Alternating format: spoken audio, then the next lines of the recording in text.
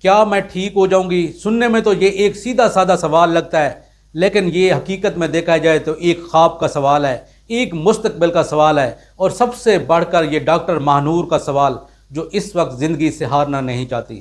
بلوچستان کا ایک ایسا معاشرہ جہاں پہ لڑکیاں اپنے خوابوں کے لیے لڑ رہی ہیں، وہاں پہ ایک لڑکی نے ڈاکٹر بننے کا فیصلہ کیا۔ اس فیصلے کے اوپر لوگوں نے مختلف سوالات اٹھا دیے۔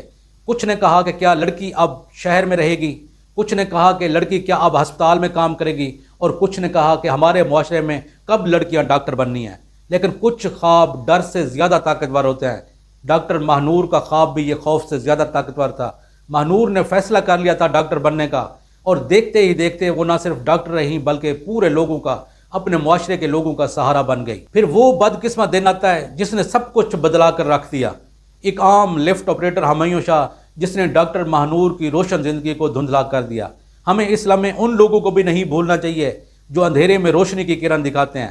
عبدالرزاق خلجی وہ پہلا شخص تھا جس نے ڈاکٹر ماہنور کی مدد کی۔ ہسپتال میں لیٹی ہوئی ڈاکٹر ماہنور نہ صرف اپنی صحت کے لیے لڑ رہی ہیں بلکہ ان تمام لڑکیوں کے خوابوں کے لیے بھی لڑ رہی ہیں جو مستقبل میں ڈاکٹر بننا چاہتی ہیں، اور شاید اس سے بھی بڑھ کر ڈاکٹر ماہنور یہ ثابت کرنا چاہتی ہیں کہ ایک حملہ صرف ایک چہرے کو تو زخمی کر سکتا ہے لیکن ایک خواب کو نہیں، اور شاید یہی وجہ ہے کہ پورا پاکستان اب ان کے لیے ایک دعا گو ہے۔